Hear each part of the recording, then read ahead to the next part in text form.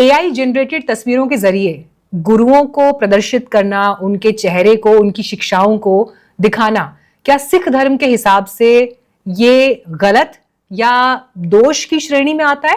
देखो, पहली बात तो ये गलत और दोष ये थोड़े सख्त शब्द हैं। हम इससे पीछे होके आए, इसको समझें कि असल मुद्दा है क्या।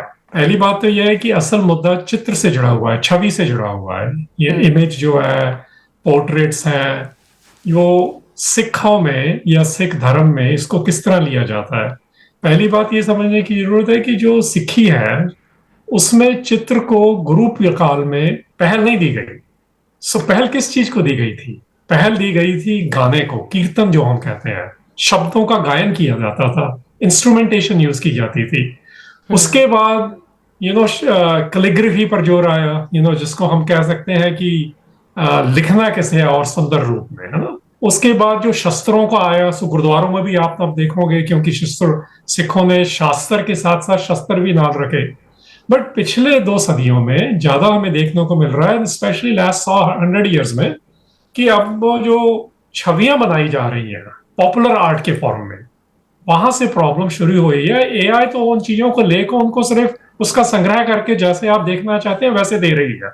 सो एक्चुअल ये पिछले 100 साल में डिबेट सिखों में लगातार चल रही है, और तकरीबन 80 साल पहले ये बड़ा क्लियर कर दिया था, इवन एसजीपीसी ने भी अपने एक रेजोल्यूशन में, कि जो गुरु साहिबान हैं और जो गुरुओं का परिवार है और जो गुरु काल के शहीद हैं, उनकी चित्रकारी नहीं होनी चाहिए। लेकिन एसजीपीसी भी इसके साथ ग्रैपल करती रहती है। 1969 में जब गुरु नानक साहब की 500th एनिवर्सरी आई, गुरपुरब जिसे हम कहते हैं, तो वहां पर भी उन्होंने ये डिबेट पूरी हुई कि जब शोभा सिंह को उन्होंने कहा कि एक पोर्ट्रेट बनाओ जो हम पॉपुलराइज करें। उस वक्त साहिब सिंह जिन्होंने गुरु ग्रंथ साहब का एक अनुवाद किया है, उनके साथ उनकी पूरी डिबेट हुई, तो उसमें भी कहा गया कि ये काम ठीक नहीं है। कहने का मतलब कि ये ग्रैपलिंग लगातार चल रही है, और पिछले दहाके में, 2 दहाकों में, या मूवियों के सिलसिले में, एआई जनरेशन के सिलसिले में आनी भी शुरू हो रही है। बट इसके पीछे क्या है, वहां पे एक सिर्फ मैं गुरु ग्रंथ साहब से एक लाइन की बात करूंगा, एक शब्द की करूंगा, क्योंकि सिखों का जो दार्शनिक अनुभव है ना, वो बहुत कम है चित्रकारी में अभी। सो एस्थेटिक जो है, सूझ कला जो है, जिसको हम सौंदर्य शास्त्र भी कह देते हैं हिंदी में, वहां पर इसकी समझ अभी नहीं डेवलप हुई है। गुरु ग्रंथ साहब में इक्को ओंकार को, जिसको भगवान कह सकते हो, रब कह सकते हो, बट इक्को ओंकार गुरु नानक साहब की फ्रेज है।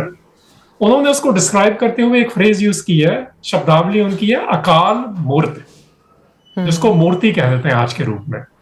कि जो इक्को ओंकार है, जो एक फोर्स है पूरी दुनिया में, जो क्रिएटिव है, परवेसिव है, ओंकार एक अंकार जो है, वो अकाल है। और अकाल अगर हम समझ लेंगे, उसके 2 तरीके हैं समझने के। एक वो जुड़ा हुआ है मृत्यु से, डेथ से, दूसरा वो जुड़ा हुआ है टाइम से, समय से, एरा से।